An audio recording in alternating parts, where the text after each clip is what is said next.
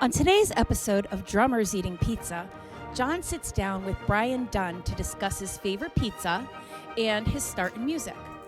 They'll discuss his time with Hall & Oates and live at Daryl's house, plus his home drum studio and much, much more. And now, Drummers Eating Pizza.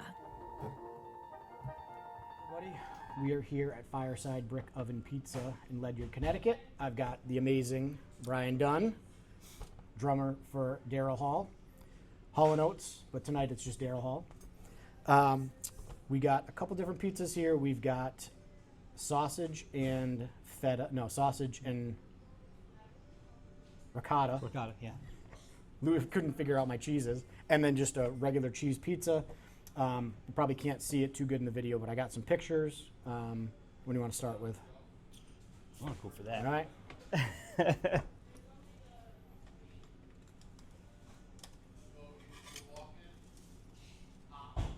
Yeah, that looks good. Yeah, it does. My wife is a big ricotta fan on everything. I've learned to embrace the ricotta. I used to get, thank you, I used to do calzones Yes. without the ricotta. Really? Yeah. Oh, and no. then I met her. Yeah, she's turned me on to a lot of different foods. I never used to eat lobster. Oh, man. Maybe the next Drummers Eating Pizza will be lobster pizza. Take a little bite. Oh, yeah, I'll rip into this thing.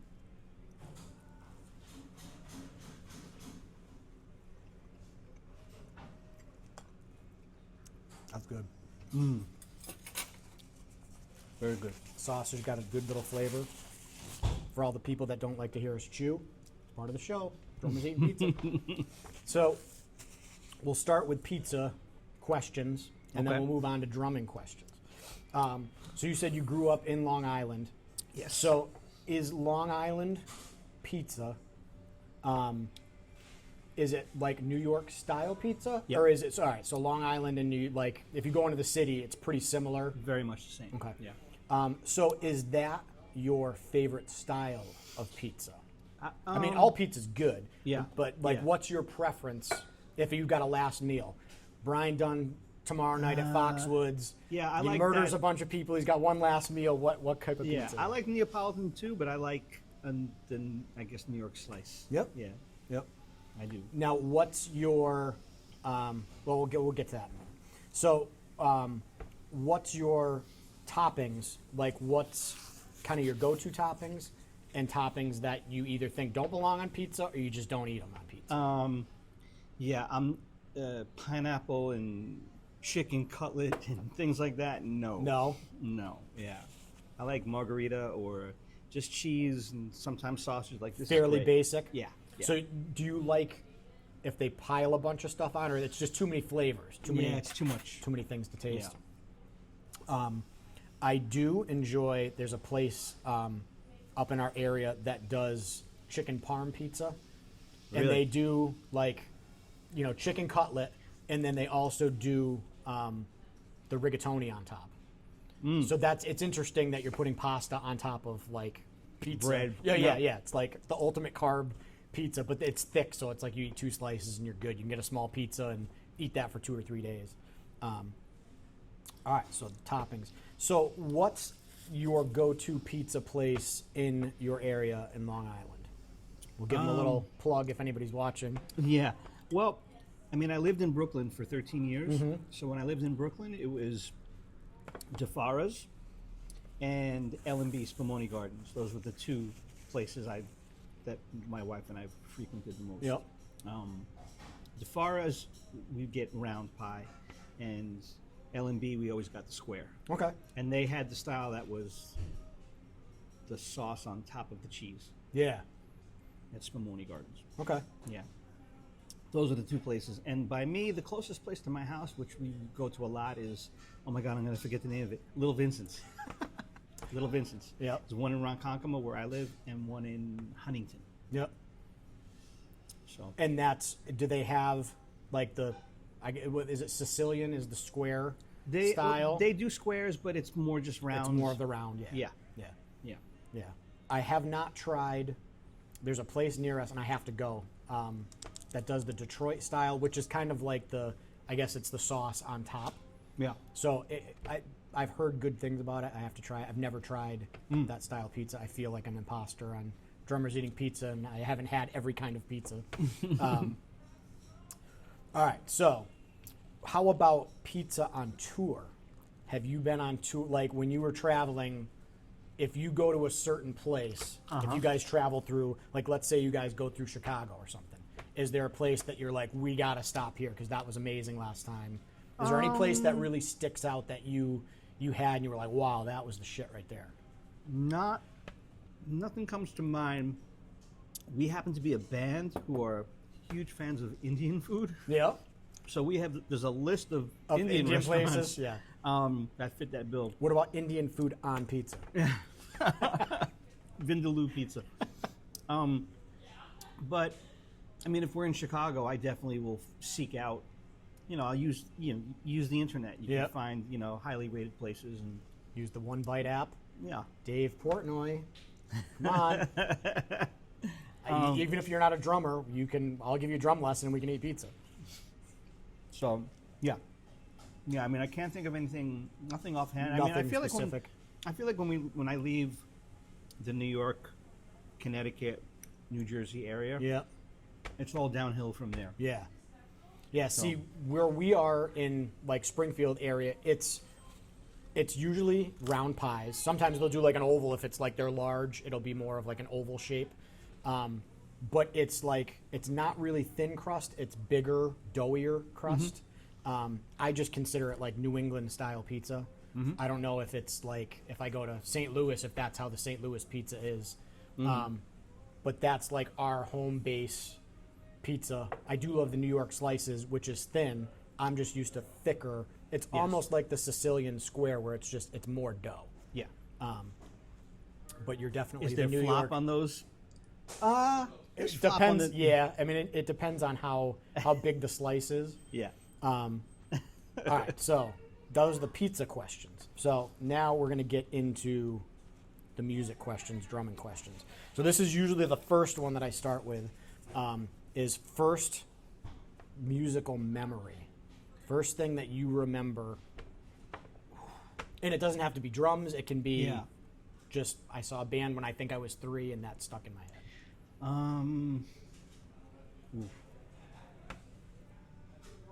I will say that what's coming to mind right now is I remember having given to me a little plastic record player with a little speaker built into it, and putting my sister's Earth, Wind, and Fire Greatest Hits Volume 1, I think it was, on that record player, and hearing the song Fantasy. Like that's like that sticks in your head. That. I can remember hearing the little bongo part that happens at the top of the tune and like playing that on my lap as a little kid. Yep. I remember having a little record player, same thing, and it was The Night Chicago Died. I can't remember who sings that. And Disco Duck. And Slip Sliding Away. Those were like the 3 little 45s, I guess, that I had. Or my father had. I don't know. Somebody had them. But I remember doing that on that little record player with a little speaker on there. So you grew up in a family of musicians. All drummers? Well, early on, my brother John played guitar. Yep. My brother Kevin played drums. By the time my brother John was in maybe a senior in high school, or around the time his first year or 2 of college, he fully switched over to drums. Yep. He was always playing drums, but like he really went to start to play drums in college years. But everybody, I also have 4 sisters. Even though they weren't musicians, everybody was like big time fans of music. Yeah. So it was like always music in the house. Always music playing. in the house. Band rehearsals in the basement, constantly. People dragging B3s down my basement stairs and suitcase roads. Now, do your parents play instruments? Mm-mm. So how were they? Were they always supportive of it? Amazing. Yeah. Yeah. Amazing. Yep. Yeah. Yeah. We had. It's funny because it seems like either parents tolerate it, or they're into it if they're musicians, or they want no part of it. Like I had friends that when the kids, I remember I went to school with him. We were the only two drummers from like 5th grade through high school and college that stuck with drums. Everybody there was like 20 drummers in like 5th and 6th grade. Right. And then they all started falling by the wayside, and we were the only ones. He went to Westfield State. I went to Hart, and he's still playing today, full time. But when I remember like being over his house after school, and he's like, my dad gets home at 5, like 4:45. His mother would be like, Clark, no more drums. Dad's coming home, and he wants quiet. And then another group of guys that I knew that were a little bit older, their father parked in the garage, and they had rehearsal in the garage, and he didn't care if you had your shit set up or not when he pulled in, and he would come home, same thing, like 5:30 or 6. So they had the drummer's name was Ben Szymborski, and I think they called the father Szwag. I don't know if that's like Polish for father or whatever it was. Szwag. But they had like a song, like 5 or 10 minutes to Szwag, and they would play it. That would be the last song, and they had to break down because if he opened that garage door and you were in there, he would just pull in and run your shit over. But yeah, they always told me they had like a song. That was the last song they'd play at rehearsal. They'd look at the watch and be like, "We're gonna play this because that's it." So your parents were always good with rehearsals. Oh yeah, no problems. There was only one rule: everything had to stop at 9 o'clock at night. Yeah. Yep. And that was, if you wanted to start at 9 in the morning, you can go straight through to 9 at night. That's fair. Yeah. That's more than fair. Yeah. Yeah. My father, we had a like 8 or 9 piece ska band, and we would play same thing. We wouldn't go much past 9. And I would go up and my father would be snoring on the couch, and I'd look at my mother. I go, "How is that possible?" She goes, "We don't even really notice it anymore." Like 4 horn players. 2 singers, full rhythm section. So it's always good to hear the parents that are like fully supportive. So we'll do this. Self-taught, or did you take lessons as a kid for drums? I took lessons. I took lessons with my brother. Yep. So I was super lucky. I had sort of an expert living in the house already. And I was studying with a guy named Al Miller when I was in 6th grade. Definitely, but definitely self-taught as well, though. Yeah. Like I'm a believer. My brothers were believers in dropping a needle on a record and figuring it out and using your ears. Yep. So there was a lot of that for me. By the time I was in high school, I didn't have friends that played. I wasn't hanging out with like other musicians. So it was with records. It was with records. That was my your band brothers. rehearsal. Yeah, they're 7 years older than me, 6 years older than me, and they came up in an era where there was like garage bands still. Yeah, everywhere. Yeah, that passed me by. I missed that. Yeah. So, and I was playing by the time I was 14. I was doing wedding gigs. Nice. My father was driving me to wedding gigs on weekends. I was making, crazy money for a 14-year-old. Yep. Yep. Or a 15-year-old. Yeah. So yeah, I didn't have that, but yeah, it was definitely just use your ears. Yeah. My brother taught me how to read when I was very young, but with that, he was still like, you got to use your ears, man. Yeah. So. Yeah.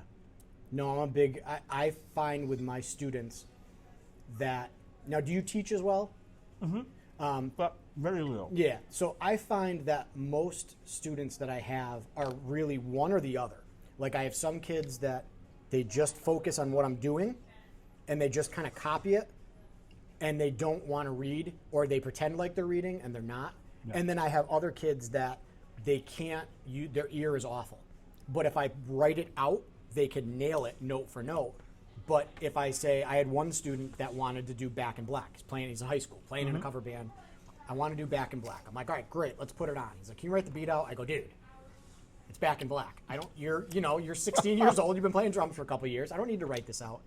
And he could not figure the beat. He was like struggling to figure the beat out. But I could write out this complicated stuff, or I would give him the syncopation book, and we would do all these things, and he had the independence. But if I said, just try and swing with a play along, he would struggle if he didn't have music in front of him or a chart.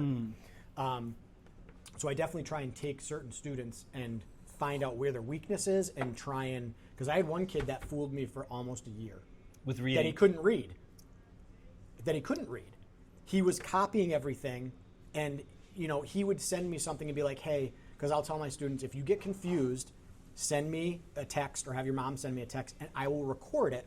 Because I used to do that. I mean, when you took lessons, sometimes, like you'd probably go home and be like, oh man, I don't really remember exactly what we did there. Yeah. So I will say, if you don't remember, I'll take a video of it, 30 seconds. Okay, this is how we're doing our triplets. Left, right, kick, and play it slow to fast, and so they can hear it. Yeah. And that kid would do it. Oh, I'm having a hard time remembering what it sounds like. So then his mother calls me, and she's a music teacher. She's like, oh, he's going to school next year, and he's switching schools, and he wants to do the music program, but he can't read music. I go, what do you mean he can't read music? He's taken lessons with me for a year. She's like, oh yeah, he's real good at fooling people. So we would go back, and he had a hard time just doing eighth notes, quarter notes, real like rudimentary bass. Yeah, but he could play. Mm-hmm. I could throw on a Rush tune, and he could, kind of play through it a little bit because he had a great ear, and he would look at what I was doing. So I'll definitely, with students, try and take what their weakness is and be like, listen, you don't have to read, but let's understand rhythms and how to read. Yeah. Because if you're confused, I would rather be able to write it out and have you slowly figure it out than just me sending you a video, because someday I'm not going to be there to send a video. Mm-hmm. But I'm wondering, with YouTube and all these things that are going on now, that's why you have some of these monster players, because you can get a transcription for almost anything, and you can see what someone's doing. And you can see what they're doing. Yeah, you can huge. see Vinnie Colaiuta or Dennis Chambers Yeah. doing that lick, and then with the video stuff, you can slow it down. Yeah. You know what I mean? Like, Yeah. we could slow records down, but we never had the thing of like, let's slow the video down and like, oh, he's crossing over there, and Yeah. oh, he's doubling the right on the floor tom. It's like, we didn't have that. Nope. So I wonder if, because everything is at these kids' reach between Instagram and YouTube and everything, that there's just so much information that they can visually pick up, mm-hmm. that you have so many technical monsters out there now because they can just figure out the licks by slowing down the video. I think it's definitely part of it. Yeah. Yep. You're all cheaters. So You're great too, though. yeah. So going backwards a little bit, from the self-taught, like, light bulb or catalyst moment in music, was there something that you were like, yes, ma'am? Doing all right over here? Yes, Yep. we are. Just want to make sure. Let me pee anything. Great, thank you. Fantastic staff here, by the way. Fireside Brick Oven Pizza, Ledyard, Connecticut. Was there a moment that, whether you went to a concert or you saw something and you were like, that's it, that's what I want to do? Because I think everyone, like, we all have that. You start playing music, it's like, oh, I'm going to be a rock star. But then there's like that one moment where, mm-hmm. maybe you see a band for the first time and you're like, oh yeah, no, that's what I want to do. Yeah.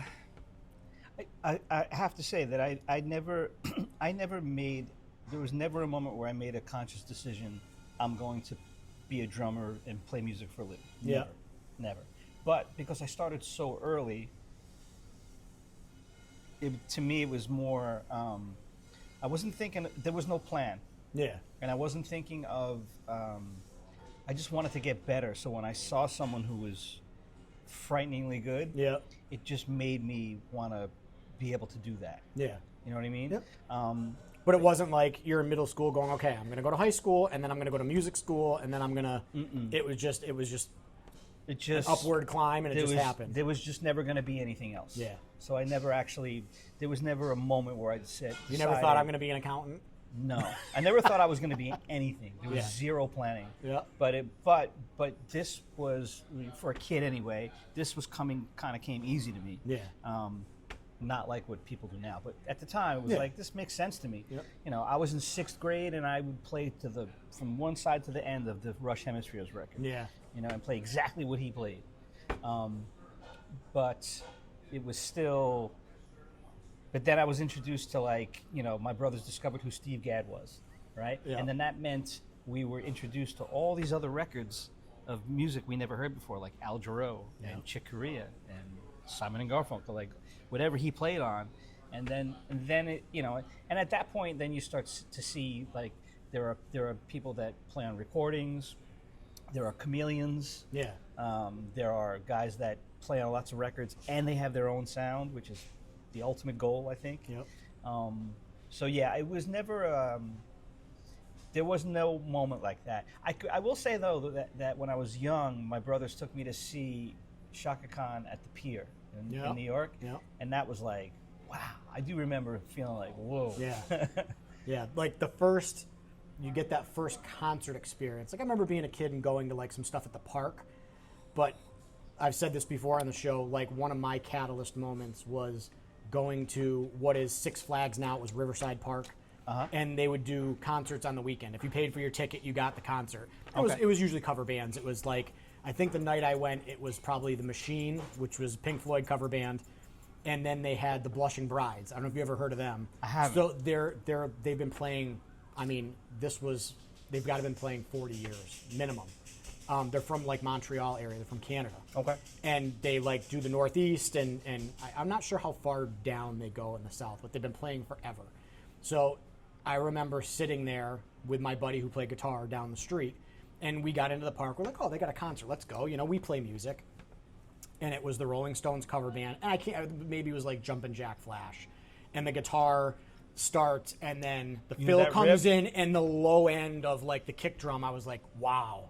I was like, that is what I want to do. That's cool. Like that, I could do that. Very like cool. I play drums, but I want to play on a stage. Like I want to just not play in my basement. Like I want to do that. So I remember that being like my catalyst moment of like, okay, this is maybe doing what I thought I might want to do. Like my family owns a funeral home, and that was always in the back of my head. Well, I could always go into the family business. And from that moment, I was like, nope. Like I'm going to try and do music. That's cool. So then it was like in high school, okay, what music colleges do I want to go to? Now I got to find a teacher. So I had a teacher from Westfield State that I did percussion with and some drum set stuff. And then I did the summer camps at Hart and met my going into my senior year, my teacher graduated and moved out to California. So I was like, I don't have a teacher. So the guy that was running the camp, who had just come into Hart as the professor, was like, oh yeah, no, I can do private lessons. And I remember senior year, going into senior year, asking him, because I think I paid $20 an hour or something with that, the guy from the college, which was probably beer money or whatever.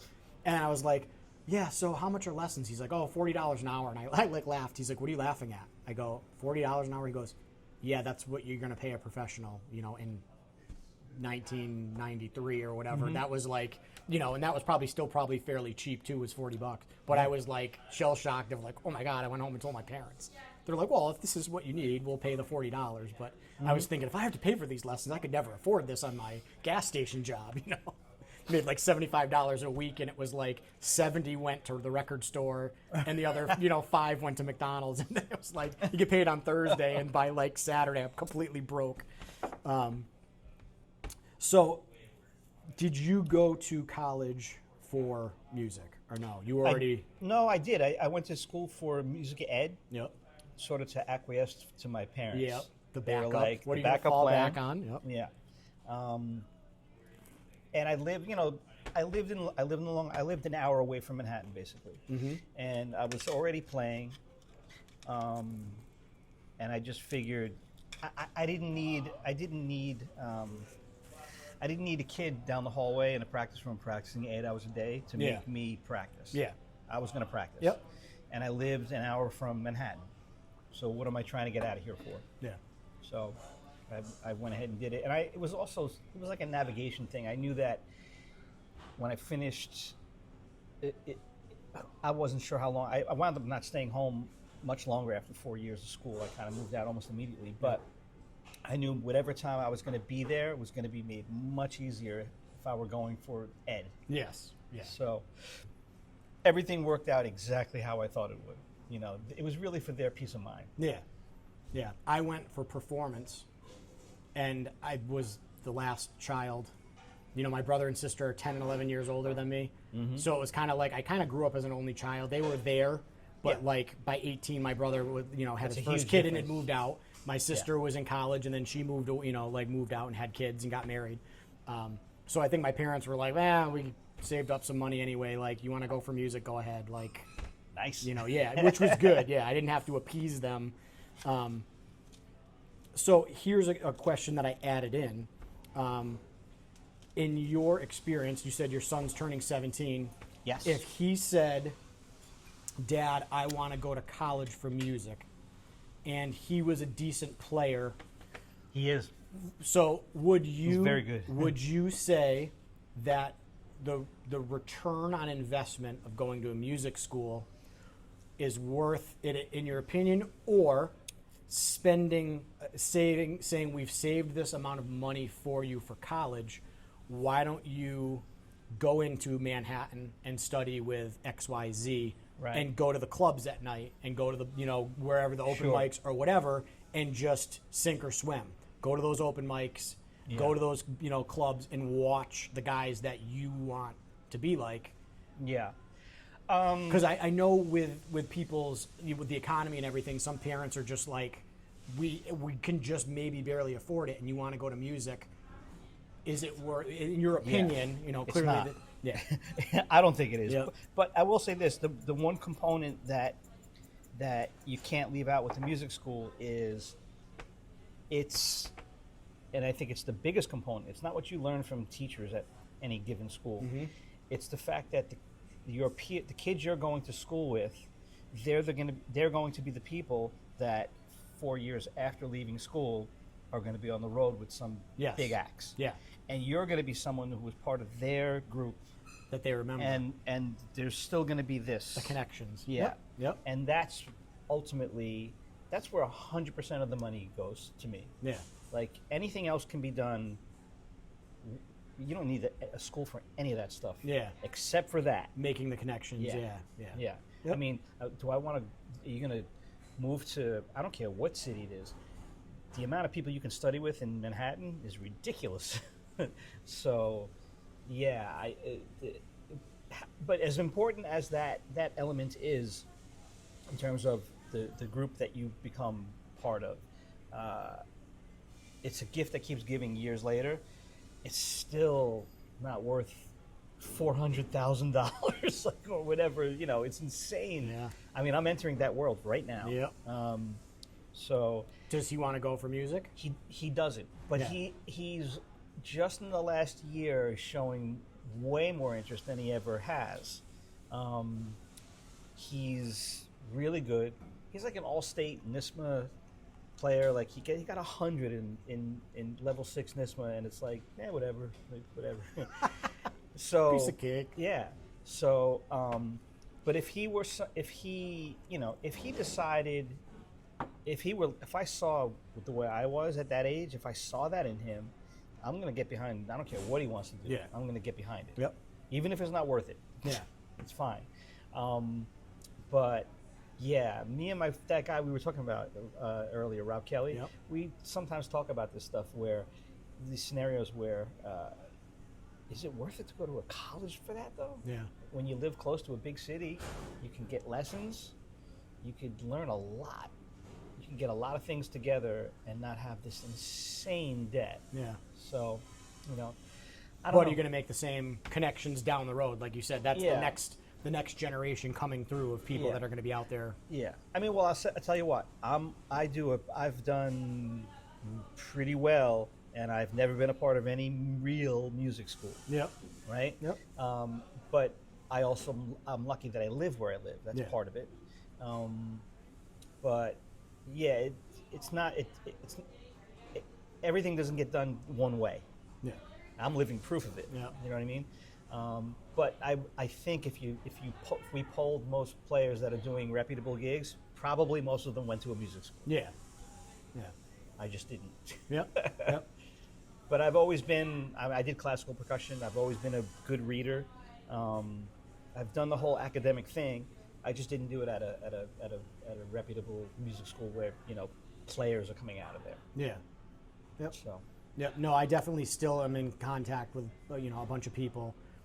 Like playing steel drums, I never would have gotten into playing steel drums if I didn't, go to college and they had a steel drum band. Right. So that's made a good chunk of money. Like summer gigs.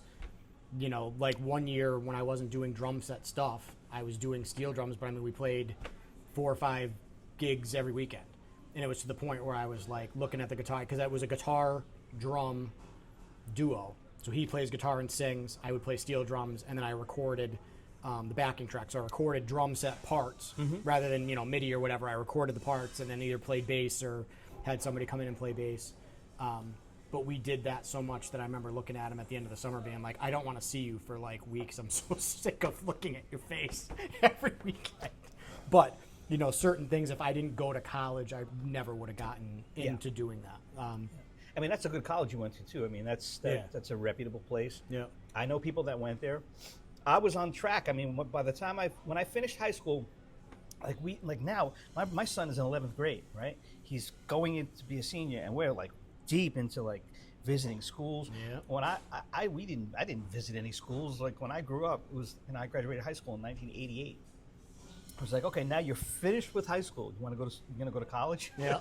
Like it wasn't a lot. There wasn't The pre-planning like there is Yeah, now. it wasn't like that. And fortunately for me, I went to Nassau Community College for 2 years, and one of the best teachers I ever had in my life was the percussion teacher there, Ronald Gould. But outside of that, it was like at the very last second, my band director had a multi-track recording studio in his place, and I used the Dave Weckl. The Dave Weckl, I wish I remember what it was called. It was like a Music Minus Drummer, One. like Drummer Might. Yeah, I know The exactly first what one you're that talking he about. came out with. Yeah. And I used those tracks to audition for Berkeley, and I got in. I got a scholarship, but it was still going to be too much. It was like money that was unimaginable to my parents. Yeah. My dad was a New York City firefighter, and I was the last of 7 kids, right? So it was like, you should go to community school for 2 years. Yeah. So I did Figure that. out what you want to do, kid. And I still could have got, after 2 years at community school, I could have got to Berkeley. I could have got, there was almost no school I couldn't get into at that point because I aced, Somehow I was a decent student in high school, but if you're getting, I had scholarship money in college, and like I never was below 3.85, 3.9, right? And if you do that for 2 years in college, even if it's a community school, and you have this, you're going to get into anywhere you want. Easier than coming out of high school. Yep. You have to be like super kid coming out of high school, right? But if you show them that you can do it at the university level, it's much easier to leave a community school and go to a even better college. So, but man, the college thing's so scary. The money is...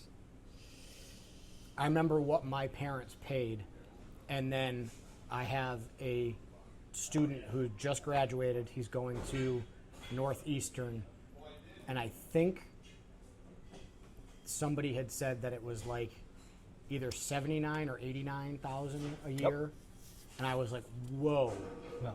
And then I'm thinking, that's coming up soon with my daughter. So, sweetie, if you're watching this, keep getting good grades. Get good grades. Go to a state school. All right. So, what were some of the first gigs out that, like, professional gig? I mean, you said you did the wedding band.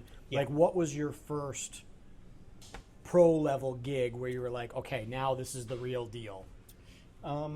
Whether you started doing, touring on a level, and now we're doing recordings and...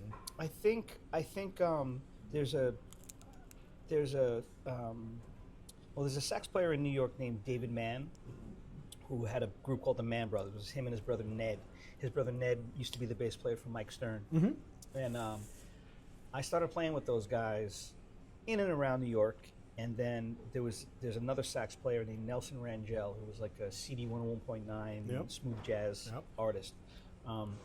And on Dave's recommendation, he just called me up one day. He's like, I live out in Denver. We're going to do a tour. And Dave says, I should hire you, so I'm hiring you if you want the gig.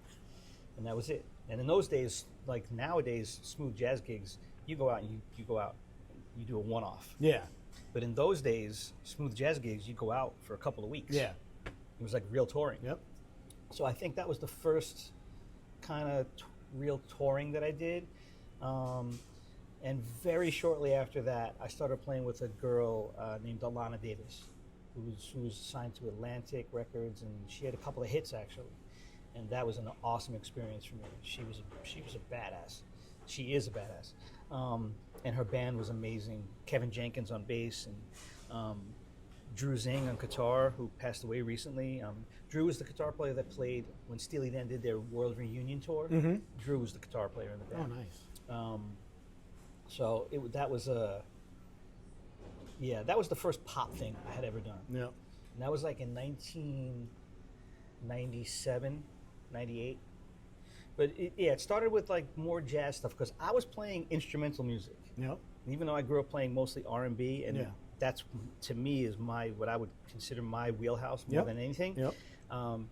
For most of my young years, I was playing fusion, Yeah. straight ahead, more fusion than straight ahead, because I was aware of Bill Stewart and Brian Blade, so I was like, yeah, I'm going to leave that to those guys. Greg Hutchinson, I'm Yeah. going to let you guys do your thing.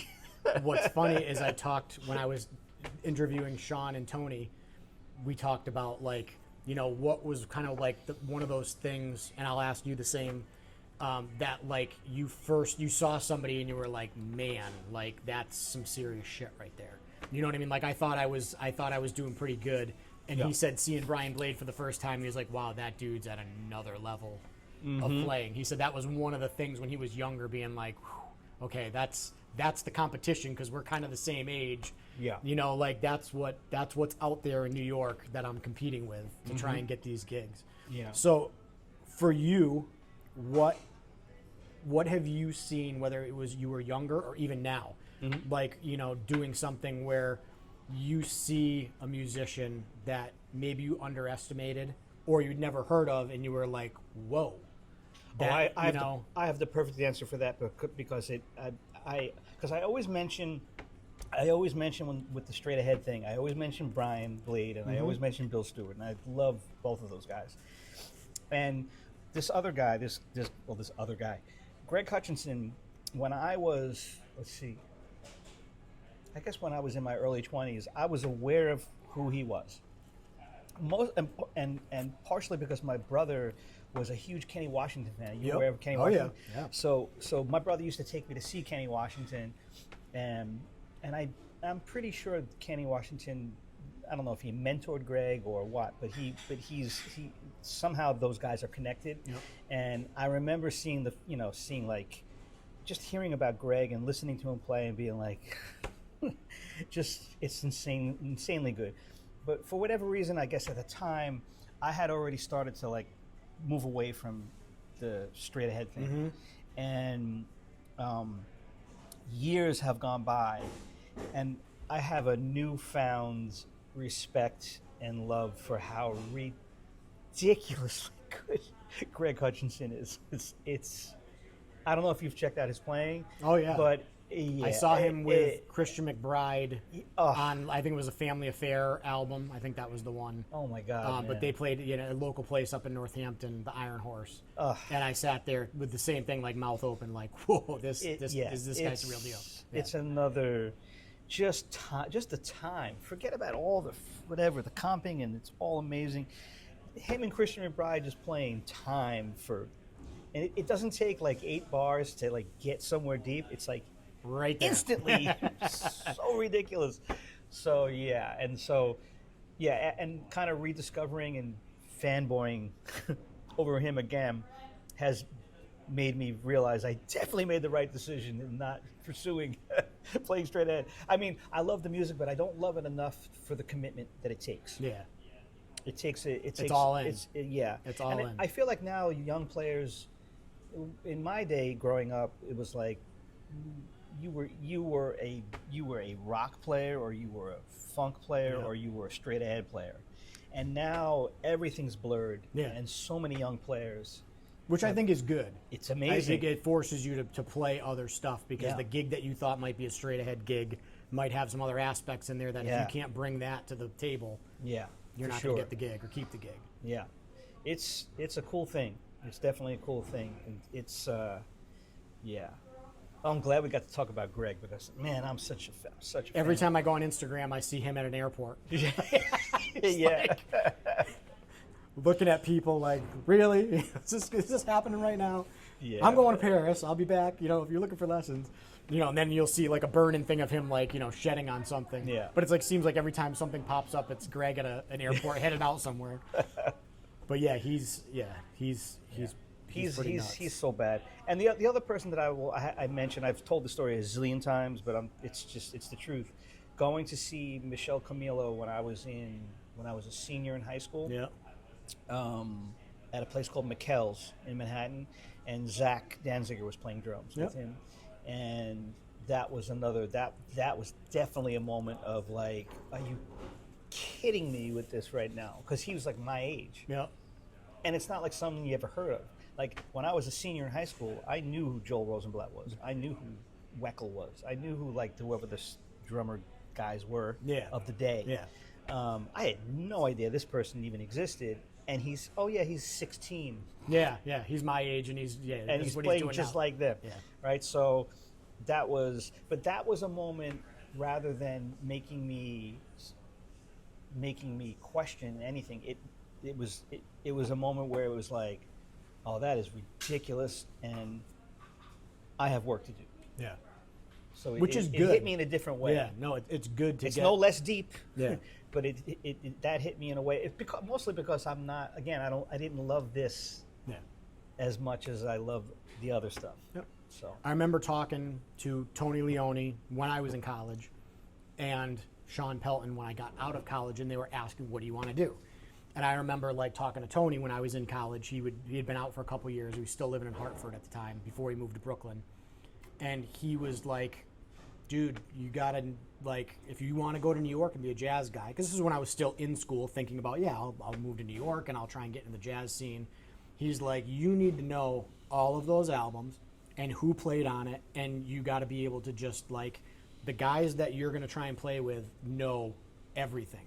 They know who played on it, who produced it, all the liner notes, because they've listened to that album a million times. He goes, and they're invested, like, full bore in it, because it's such a small circle to try and make money as a straight ahead player unless you're in that clique and you're really good. And he's like, we're talking like you got to commit and go after it, and I just didn't have that. It's a huge commitment. Yeah. Straight ahead playing, and if you can do it and that's your love and you go after it. Wow. And Sean Pelton said the same thing. He asked me, what do you want to do? And I said, well, I love jazz fusion. He goes, all right, that's cool. He goes, here's the scenario with that. He goes, are you Dave Weckel? Are you Dennis Chambers? He goes, because those are the guys that are making a living at it.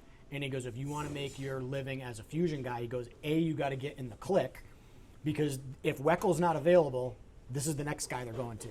He goes, there's 10 guys that are on that list that are going to get those gigs. And if you're not on that list, you're going to have a hard time paying your rent. He goes, or you can play really, like, make the song feel really good, whatever it is, whether it's straight ahead or funk or blues. Don't get in anybody's way unless you're allowed to get in somebody's way. And he goes, you'll be able to put food on your table by being able to hit 2 and 4. He goes, I'm telling you, man. He goes, I don't play drum solos. He goes, nobody wants to hear me play a drum solo. But he goes, I pride myself in when I play a song, I make it feel good and I make the artist move. If I'm backing somebody up, because he told me, he goes, if your name's not on the marquee, he goes, you're playing for the person who's on the marquee. Yeah. It's not about you. He goes, and it's really hard when you want to be a fusion guy to not let your ego shine through on a straight ahead, pop gig or whatever. So he goes, it's a different style and it's a different mentality. But he goes, if you want to do fusion, he said the same thing. You got to be all in. He goes, you got to practice 8 hours a day. And you got to be going to those clubs in New York. And you got to be in with those people trying to get in that clique to try and get those gigs. Yeah. And I was the same thing. I was like, I don't have time to practice 8 hours a day. Like, I gotta work a job. I gotta do this. So, that's when, like, he, again, we talked about earlier, changed my whole mentality of, like, music, of trying to, not play for my ego, but being very technical because I can. Look what I can do. I mean, we've all been through that. I mean, everyone goes through that stage. And then you get to the point where you realize, okay, like, what is my job as a drummer? I need to be the timekeeper, and I need to keep the groove going, whatever style I'm playing. Yeah. I got to make those people move. And Sean was telling me, he's like, you need to be at a club, and if that one guy's sitting there and he's not tapping his feet, you got to play harder. He goes, get that one guy that's sitting at the bar, that's got his arms crossed because he's probably a musician. If his head bobs, you got him. He goes, that's the things that you need to start thinking about. Yeah, yeah. But yeah, certain styles, like you got to be all in, and some people can do it. But yeah, I was the same way with straight ahead stuff. I was like, I don't have it in me to throw all my eggs in that basket and hope. Could I get some napkins? Yeah, absolutely. Oh, I got some. Thank you. Oh, We'll get some more. the other thing is like, I know because a lot of people talk about the pocket guy versus the thank you, playing a lot of fills, and at the end of the day, really all that really matters is, it's like, it's cliche, but everybody always says song is king, right? Yeah. I mean that's true in any genre. Yeah. Right. So really, it's just play the gig you're on. Yep. You don't have to try to be less of anything. Yeah. You just do whatever Yes. whatever genre you're doing. I mean, there are genres Serve the that music. calls. Yeah. Sometimes music is very conversational. Yep. You better be ready to have a conversation, and there's nothing wrong with that. Yeah. You don't have to be this like simplistic guy all the time, Yeah. right? So it's like, it's even if we strip it all away, it's like just play the tune. Yeah. The genre doesn't even matter anymore, really. Just serve the music. Yeah, that's it. That's it. Yep. Better put. Yep. Yeah. And I told that to Matt Garska because he had chops for days and still has chops for days. Yeah. And I told him, when you're at Berkeley and everything's great, and I said, when you get out in the real world, just figure out when can I use these and when to hold back. I said, don't use it because you have it. I said, somebody told me years ago, like, a mechanic has all of the tools in their toolbox, but to change their oil, they're not going to use a drill. You know what I mean? Like, so just because you have all these tools doesn't mean you need to use them all, Yeah. To fix that one thing or to play one song. Here's my whole palette of fills that I can play, unless the song needs that, which he clearly found a genre that fits exactly what he wanted to do. But I remember him coming back after he won the Modern Drummer, Best Young Drummer thing. He called me, he goes, I just want to say thank you. I'm like, man, I don't know how much I really showed you. And then he listed all the things that I had showed him and told him, and I was like, oh, well, Very nice. when you get your drum endorsements, I think I deserve some free shit. So he actually came. He's got a Meinl signature ride cymbal, and he'd been he's like, we went through 92 prototypes until we got the one that I wanted. So I go, hey man, how do I get one? I want to buy one. What's the best way? Because I said, I don't know with artist stuff how you get the biggest cut out of it. Do I order from Sweetwater? Will you still get a cut from it? Do I order from a Meinl? Blah blah blah. He goes, let me talk to my guy at Meinl. So he came up on Christmas to visit his family, and he's like, I'm on my way over. I got a present for you.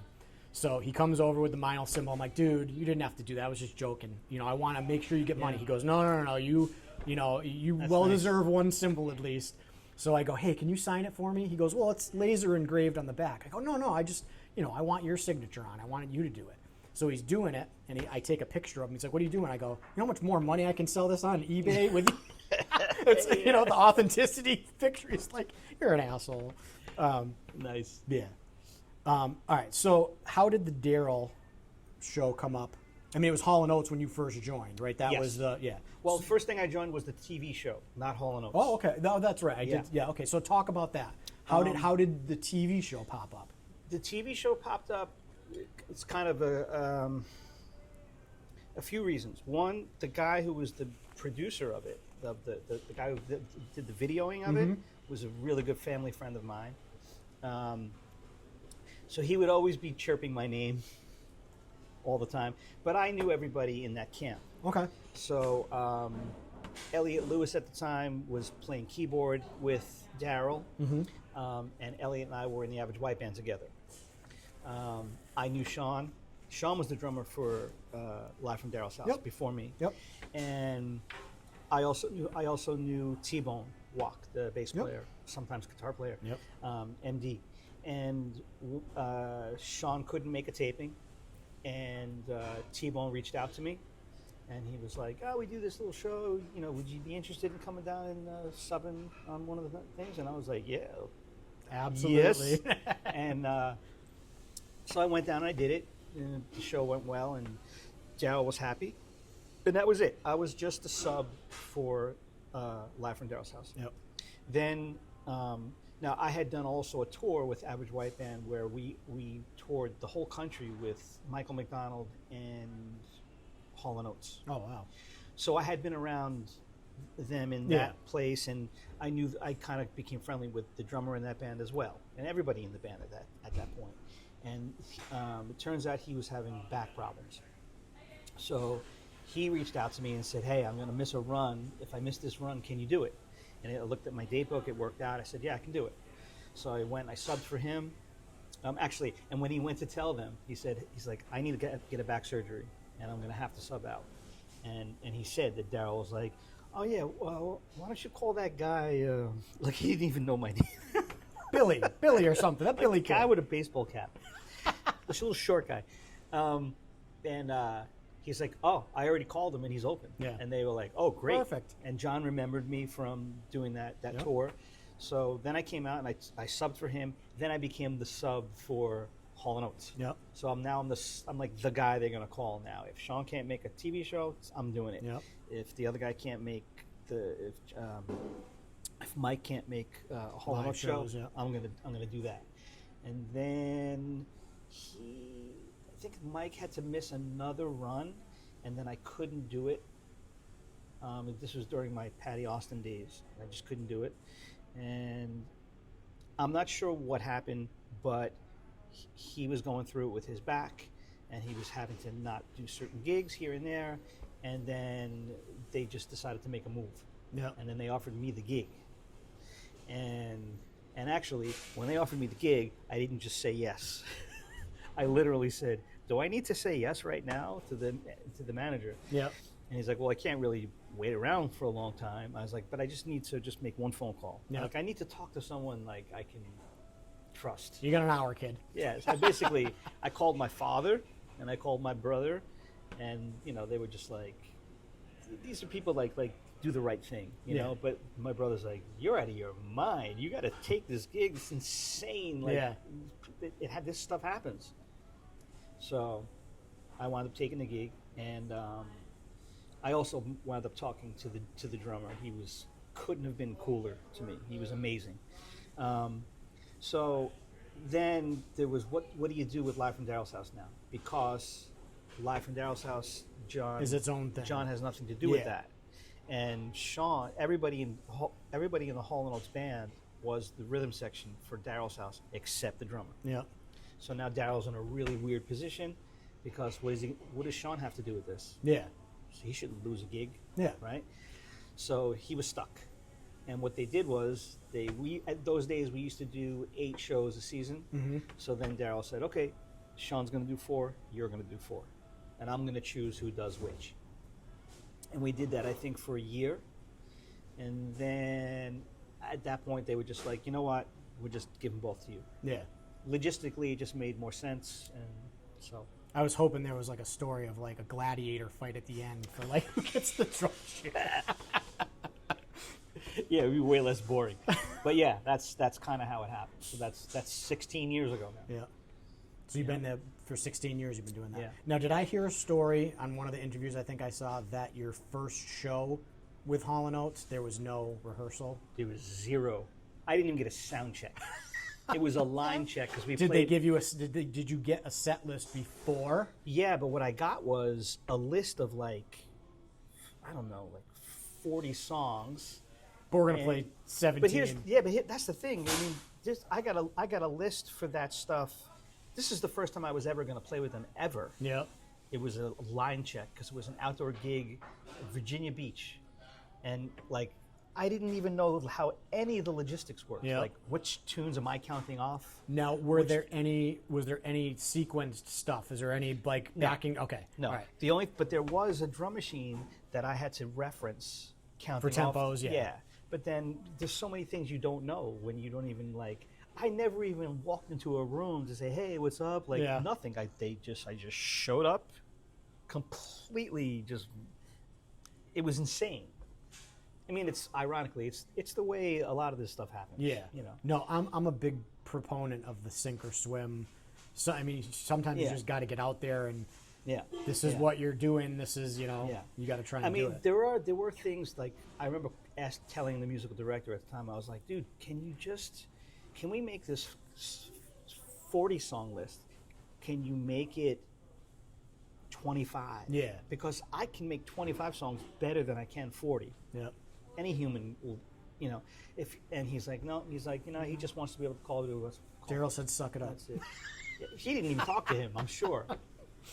That was just he wants his job to be secure. Now, like, you need to be ready. would you say that's the most nervous you've ever been No. before a gig? So what was the most nervous you've ever been before a gig? Definitely, like 4 years ago, I played with Alejandro Sanz, who's a huge Spanish artist, and his drummer is a beast. You've probably seen her on Instagram, Helen De La Rosa. Ridiculous. Yep. Basically, the MD of that band, great guitar player Mike Ciro, we're friends for many years, and he calls me up on a Thursday morning, like 7 o'clock in the morning, which is unlike him. And he's like, "Yo, what are you doing tomorrow?" And I'm like, I have a feeling I'm playing with you Washing somewhere. my car. I have a feeling I'm playing a concert with you tomorrow somewhere. He's like, "That's right." He's like, "You got to get on a plane, go to Chicago." He's like, "Tell me when you can leave. I'm gonna have to have the Car service. We'll get you a ticket. We'll get you over here. They're not letting Helen into the country." It was right around when COVID finished. Yeah. And they still were having problems getting people from Yeah. Europe, letting them in. Yeah. And for whatever reason, that the company there, they didn't get the paperwork together for her. Yeah. So now they all come over on that Thursday, and they don't let her in. So now she's totally stuck. And the MD is like, he's totally stuck. And this is Alejandro's first gig in the U.S. since the whole COVID fiasco, right? And this is like a huge artist. This guy plays stadiums, soccer stadiums, right? So he's the guy. I said, I can't leave here till like 5 o'clock in the afternoon. I had stuff to do with doctors' appointments and my son. He's like, "All right, I'm going to send you an MP3. We figured out they bought me a plane ticket. I went to LaGuardia Airport, and I'm listening. It's like a 2.5 hour live set, or a 2.5 hour like multi-track recording of rehearsals. Like it's like real touring. They fly to Spain and rehearse for like a month before they do a tour, right? So it's one now. Any drummers out there are going to get this totally. It's hilarious. Imagine having an iPhone. I don't have a laptop. Imagine having an iPhone and having a 2.5 hour set of music as one MP3. Yeah, and you're trying to scroll. And I'm trying. How does that chorus go again? I'm trying to move the thing 8 bars back, and it's 3 songs back, right? And on your flight to Chicago. on the flight, on the way there, right? And I'm like, I don't know what to learn. I'm like, I'm gonna have to use paper. Yeah. There's no way I'm gonna put that into memory. Yep. So I start writing charts, right? And as soon as I land in Chicago, the guy calls me, my buddy calls me, and he goes, "Yo, Alejandro's here. He's at the venue. He's waiting for you. It's like 9 o'clock at night." And he's like, "How many songs did you learn?" And like learning a song, listening is different than like seeing how it feels to play certain grooves. Like I had none of that. And I said, "I got charts for the first 3. He goes, "Stop right there. Just get those. If you can do the first 3 tunes in the set," he goes, "he'll feel good, and then I'm going to talk him into leaving. And he needs rest for the next day. It's a concert. Yeah, and we can. The idea here is he needs to know that he's safe when he walks out on that stage, right? So I went in, I met him. We played 3 tunes, and I could tell he was okay. He was okay. Yeah. I still was not okay. Yeah. He was okay, and he was like, "Look, there's no reason to stay here, man. You need to go to bed. Do you think?" So he split, and then the MD is like, "All right, we can rehearse all night here. We were already in the venue." Yeah. And I said, "There's no reason to rehearse. I haven't even heard 1 second of any song other than these first 3. And there's like 25 more to go." Yeah. And he's like, "What are you gonna do?" And I'm like, "I'm gonna go to my room, and I'm gonna have to just stay up all night, and I'm gonna just write charts for everything." Can you give me individual songs instead of the MP3? Well, it was too late for that. Yeah. It was too late for that. So I just did that. I literally stayed up the entire night. Yeah. And the next day we showed up, we did sound check, and we did the gig. And here's the other thing that made it so stressful. Everything's in Spanish. So even the name of the song comes in your in-ears. Yeah. Blah, blah, blah, next, right? And I'm looking and I'm like, and then These three all look the same. like I'm counting, well, no, I mean, I have the list, Yeah. so I knew that I had my stuff in order. If anything got changed, it would have been a nightmare. Yeah. And just think of being in a big place with a huge artist and looking at a piece of paper, and when you look at the name and you look at this piece of paper, it means nothing. Yeah. I have no idea what this piece of music we're about to play sounds like, only I'm going to get a count off of my ears, and there's a drum fill that starts it. Yep. And then Just go. by temp, and then once we're in it, hopefully I'll be like, oh, I remember hearing this one. Yep. But that's how every song started. Completely blind. It wasn't like, oh yeah, I know this one. Yeah. No, I didn't know zero of anything. I was purely going by whatever notes I put down. That I put enough down that I could Get through it. get through it. And the stuff was not. It wasn't heavy Latin music, but it wasn't straight pop music either. Yeah. He's kind of like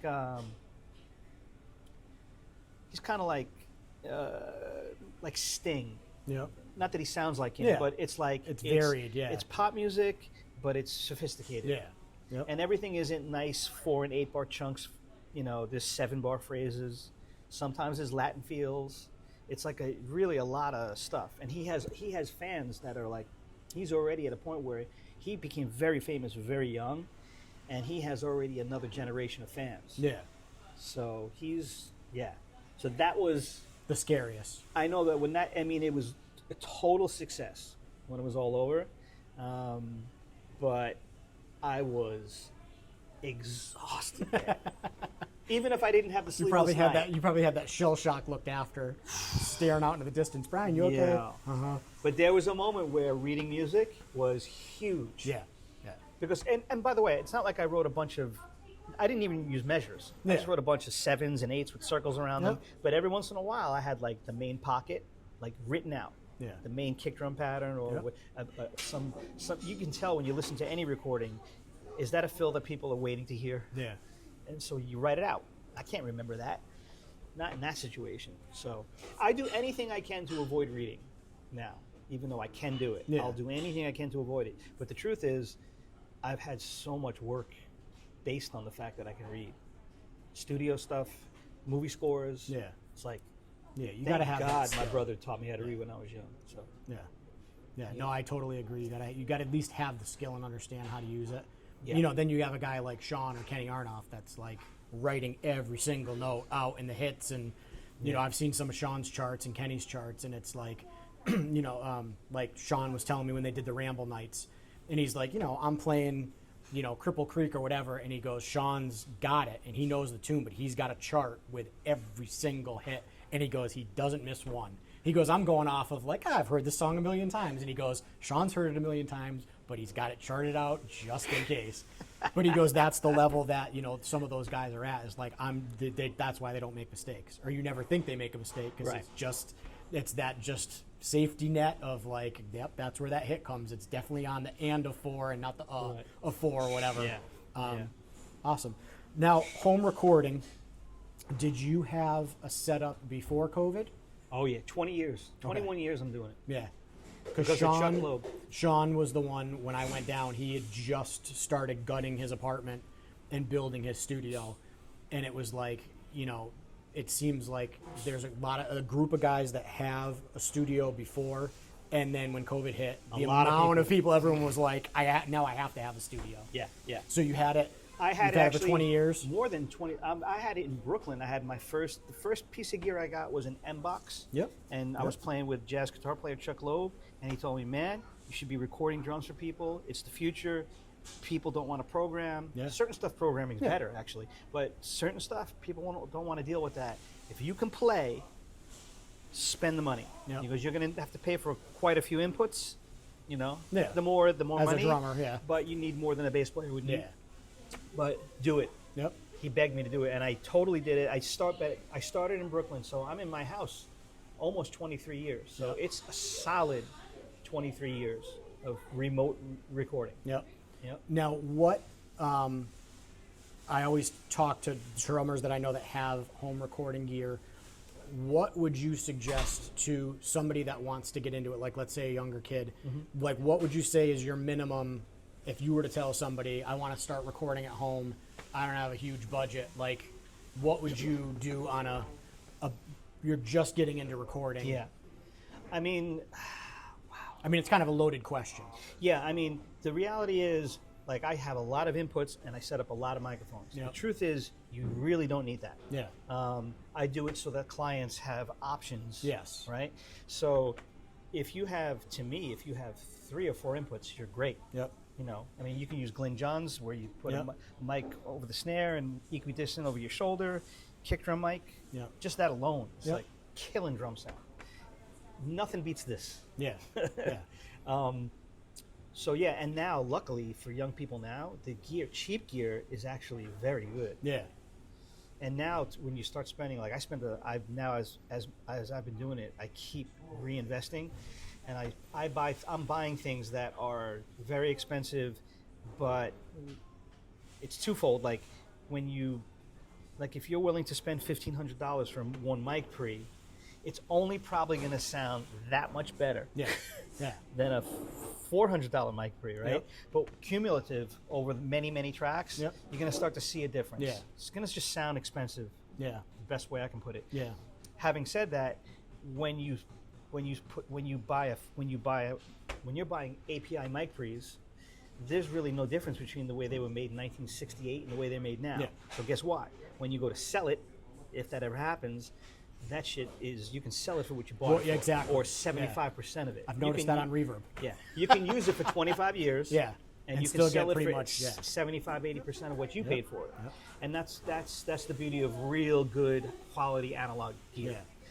You don't need that though to do what you're talking about. Yeah. And the way they make stuff now, man, I remember the days of my brothers people would try to make demo tapes and do recordings in their house, and the drums just always sounded like shit. Yeah. It was such an obvious demo with the home drums. Yep. Not anymore. No.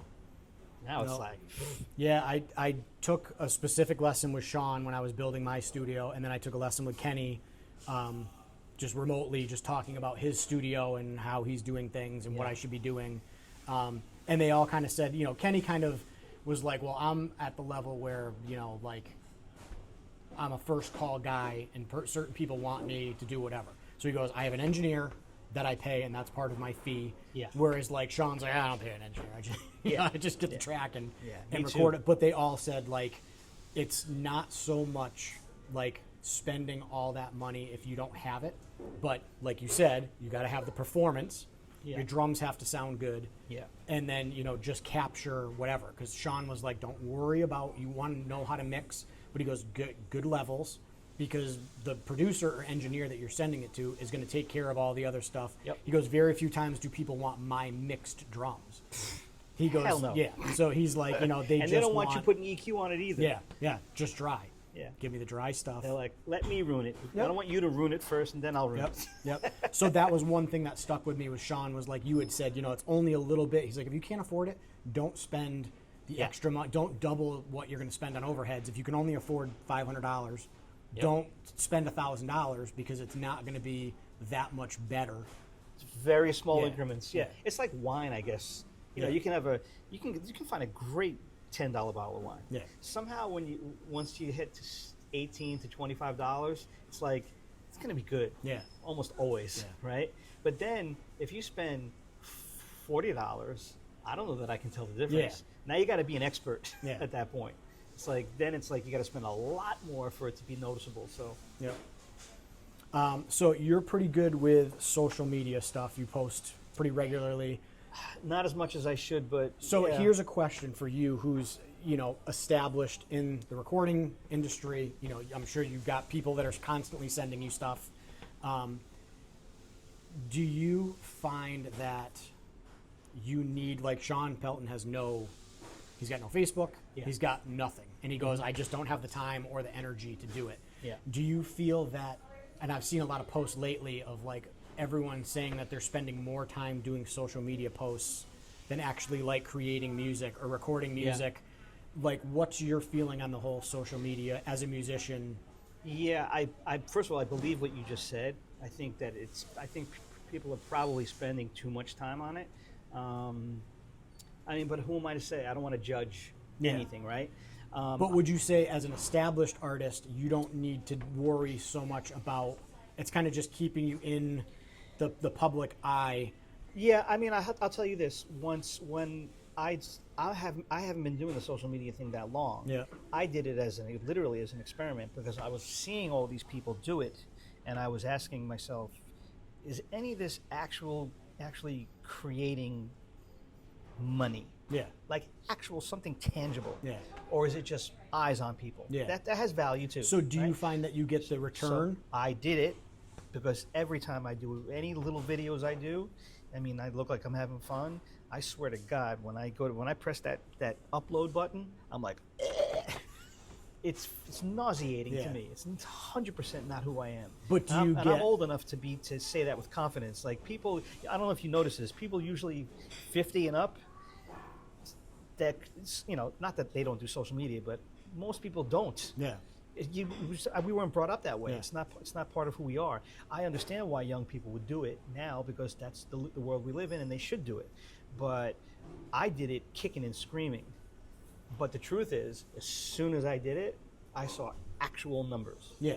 I So still you've have that many gotten followers, but I've gotten specific sessions Yeah. because of it. Yeah. Yeah. And also the other thing that I do is I never just put on like some cover tune, like put on a Michael Jackson tune and use it as an ostinato for me to blow. Yeah. I don't do that. I only put up stuff I've done in my house for actual people, real sessions, and that makes it hard too because a lot of times They don't I do want it stuff released. they won't allow me to do it, right? And then I got to wait sometimes a year Until it comes out, right?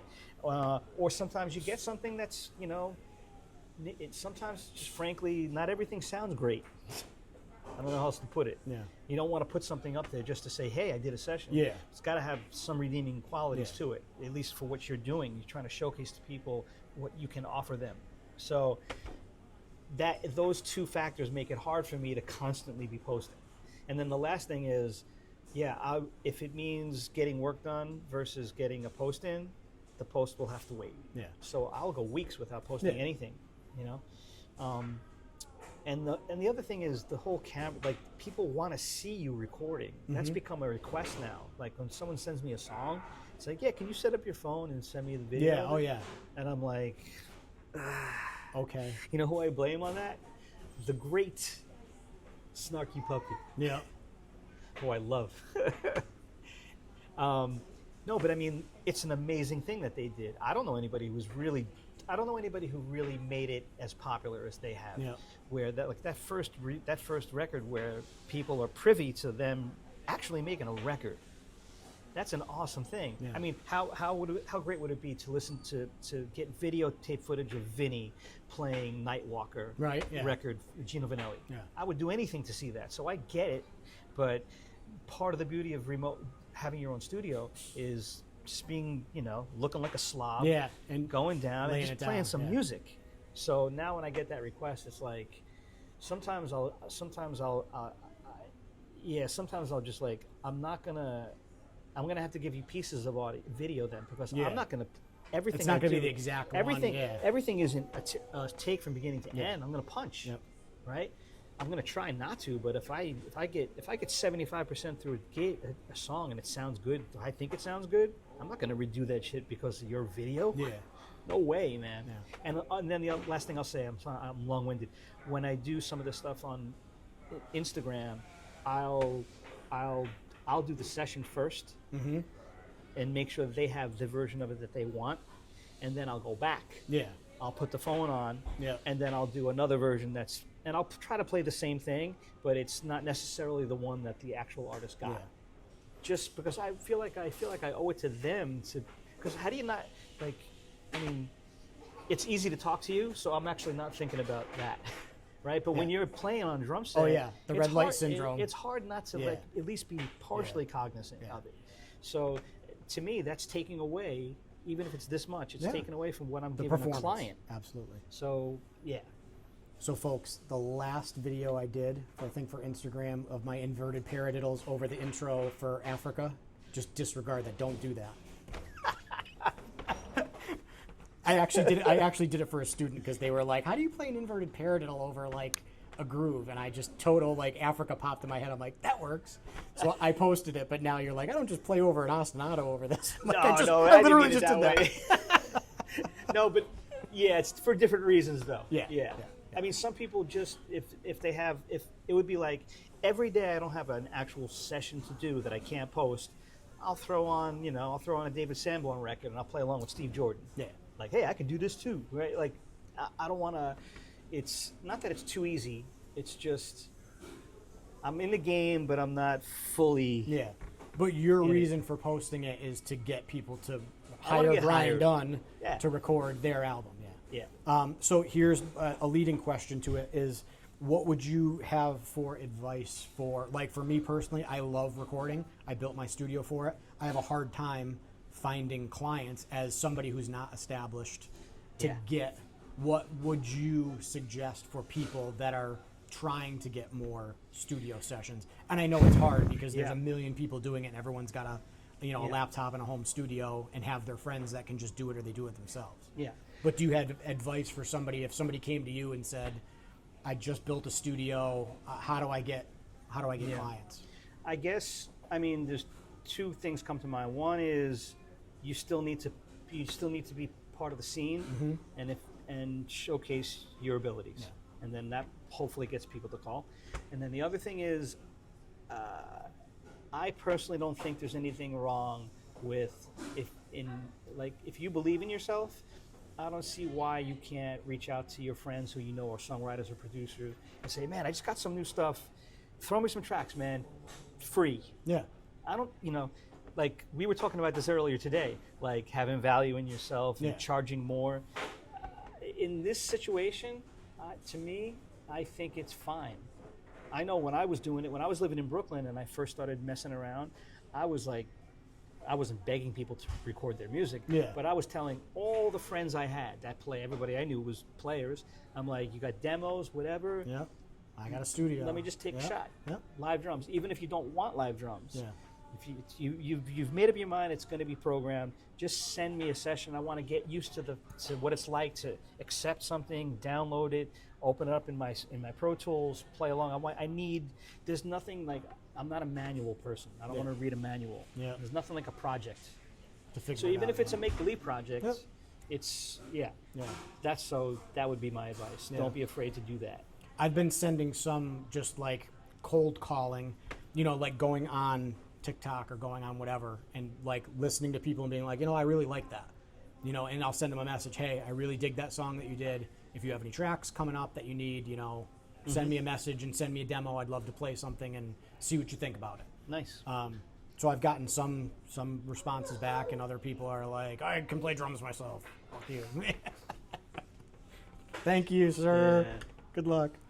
The remote thing is really hard for drummers too, in that oftentimes, my experience, drums should be the first thing that gets put down. Yep. If we're not going to be in a room together, it should be us first. Yep.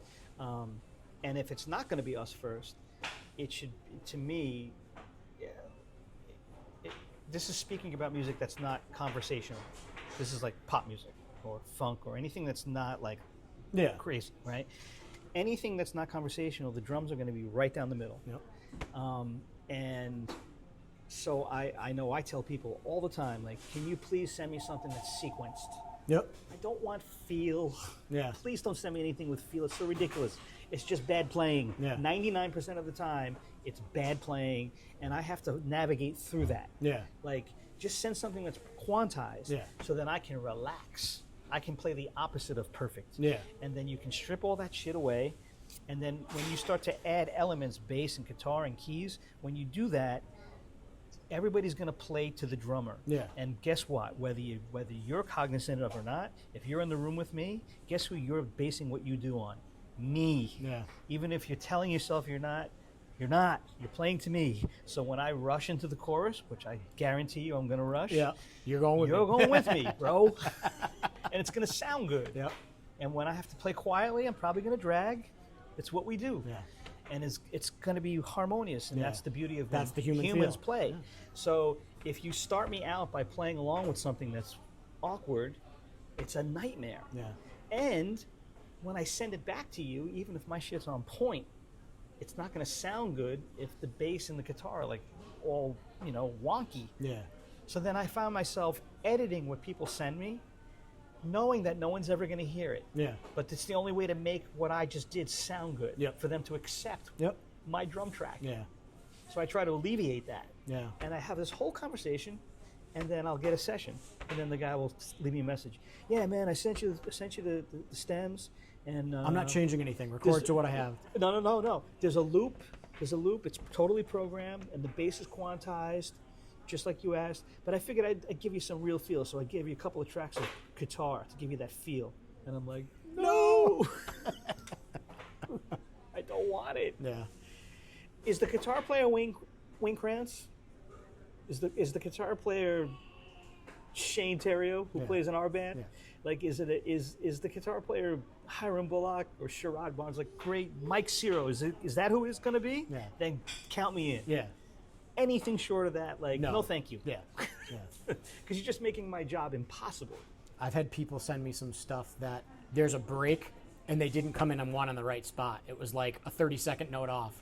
So I'm trying to like come in with them, and I'm like taking forever to try and and I'm like punching in. And I'm like, I can't not hit beat one. Yeah. Like I can't hit the 1 30-second note off of beat one. It's just not working.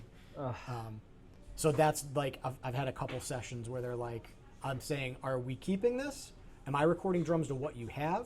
Or are you going to re-record? Oh, no, I like everything I have. I just want you to play drums to it. Ugh. And then, like you said, it's like the pushing and pulling and then trying to find where they're pushing and pulling and mark it, on my dry erase board in front of my drums, end of second chorus, rush into, slight rush into this.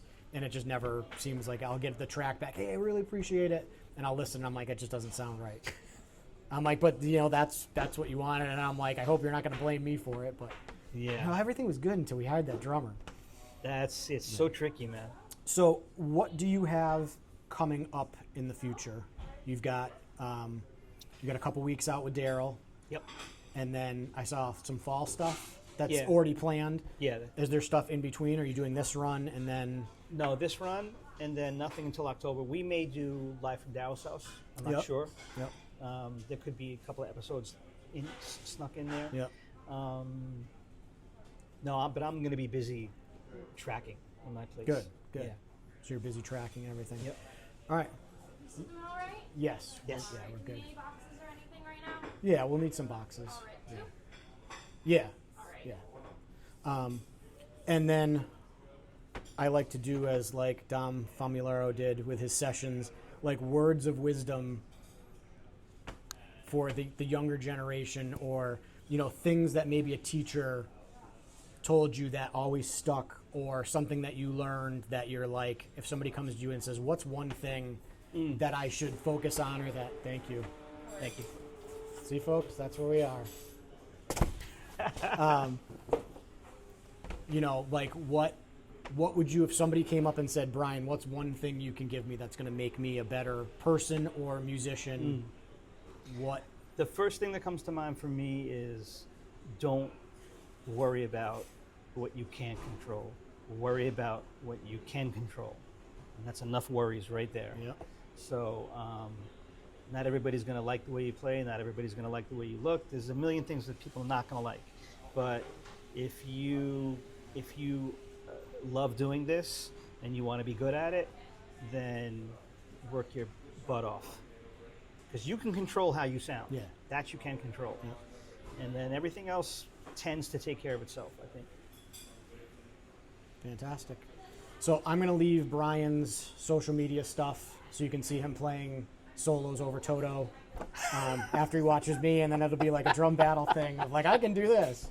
But no, I'll put Brian's stuff up either on the video or in the links, so you can, if you're looking for a session drummer, Brian's got a kick-ass home studio. Do you have any videos up online of your studio? Like, did you do, like, have you ever done like a tour of like, this is... No, but there's definitely pictures of sections, like there's pictures of the mic pre's and the monitor, the studio monitors I use, and the Avid HD IO, pictures of the drums, lots of pictures of the microphones. Yep. Because I think I actually sent you a message a while ago on It might have been just a comment, but I think you were trying out new overheads. And I was like, Okay. what are those? And you responded back, and I was like, oh, I know Brian. He's responding to my comment. And now he's on Drummers Eating Pizza, so you can comment and have him on your show too.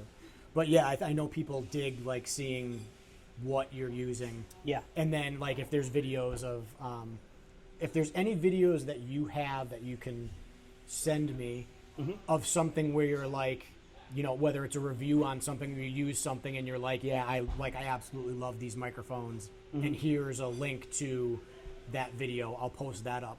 Oh, Because great. people like to get real world, like you can get a Sweetwater review, but getting somebody like you that's using it in real time and on Yeah. session saying, this is the shit. These are my overheads. I've tried these. I'll do it because I'm a big Biodynamic guy. Yeah. It's an amazing company. Yep. So yeah. Biodynamic folks. Oh yes. Now, or do you have an endorsement with Biodynamics? Yes.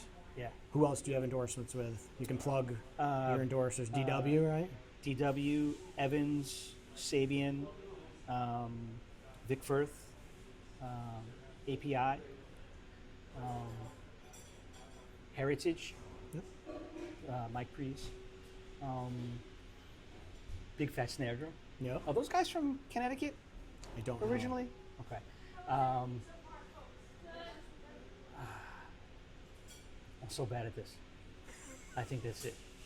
I did a Drummers Eating Pizza. Do you know John DeChristopher? Yes. So I went to his studio and brought my son, and that's Vic. Vic Firth was his father-in-law. So in his basement, he's got a marimba and a couple like rototoms and stuff that were Vic's. He's like, I've got this, big marimba, and I have no idea how to play it, but it was Vic's, and I'm never getting rid of it. Wow. So I thought that was cool when he Nice. said Vic Firth. I only met Vic once. You met Vic Firth? So I was at a PASIC in like 2002, 2003. That's where I met John DeChristopher. Sean was doing a clinic, and he wanted me to videotape it. So I went down and I sat on stage, and he's playing like with the Sheryl Crow videos, and so we went to the Zildjian after party, and I met John DeChristopher, sat with him, and then I was in the area because I went down with my buddy that builds steel drums, and I'm walking by and I'm like, "You're Vic Firth." He goes, "Yes, I am." So I go, "I think it would be really cool for my students if I took a picture." He goes, "I think it would be really cool if I took a picture with you." I go, "Oh, Vic, come on, man. Just, like, Ah, that's cool. Yeah.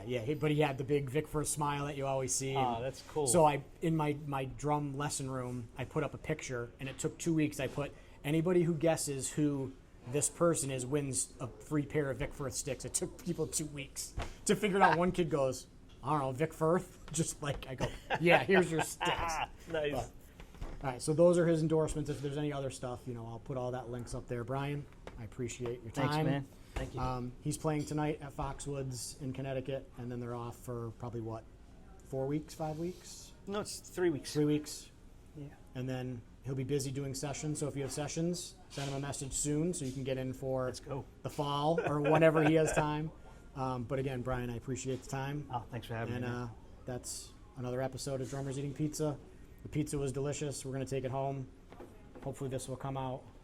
Fireside Brick Oven Pizza, Ledyard, Connecticut. Nice. There's their social media stuff. I'll grab some stuff on the internet and post it on there. Delicious pizza. We'll see you next time, folks. Thanks. See you.